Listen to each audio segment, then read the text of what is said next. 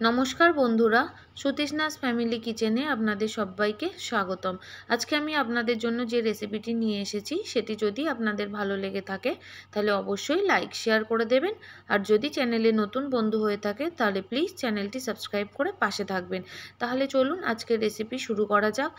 এখানে আলু কেটে নিয়েছি, পটলগুলো গোল গোল করে কেটে নিয়েছি একটা টমেটো, কাঁচা লঙ্কা, নিয়েছি গোবিন্দভোগ চাল, জিরে, কালো জিরে, তেজপাতা আর গোটা গরম মশলা। গরম মশলার মধ্যে আছে এলাচ, দারচিনি, লবঙ্গ। এবার কড়াইতে সাদা তেল গরম করে নিয়ে পটলগুলো তেলের মধ্যে দিয়ে দেব কিছুটা পরিমাণ নুন। এবার পটলগুলোকে খুব ভালো করে ভেজে নিতে হবে, একদম লাল লাল করে ভেজে নিতে হবে। দেখুন লাল করে ভেজে নেওয়া হয়ে গেছে। এবার খুব ভালো করে তেল থেকে ছেঁকে তুলে নেব। তারপর ওই তেলের মধ্যেই আলুগুলো দিয়ে দেব। আলুগুলোর মধ্যেও দিয়ে দেব অল্প পরিমাণ নুন আর দিয়ে দেব হলুদ। এবার ভালো করে নাড়াচাড়া করে দেব।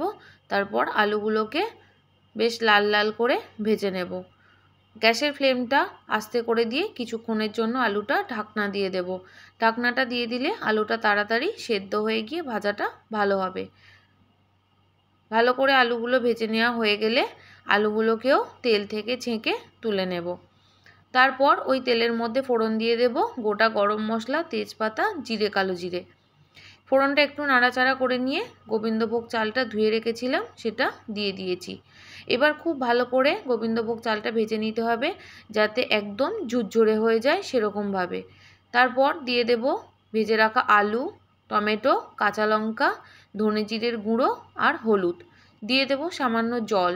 এবার খুব ভালো করে কষিয়ে নেব। বন্ধুরা, ঝালটা আপনারা আপনাদের পছন্দ মতো দেবেন।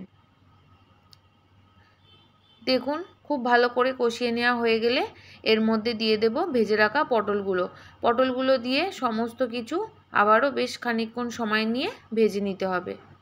তারপর দিয়ে দেব পরিমাণ মতো জল। এবার ভালো করে মিশিয়ে নিয়ে ঢাকনা দিয়ে দেব যাতে আলু আর চালটা খুব ভালোভাবে সেদ্ধ হয়ে যায়। পটল তো এমনিতেই আগে থেকে ভেজে নরম করা ছিল, ওটা সেদ্ধ হতে বেশি সময় লাগবে না।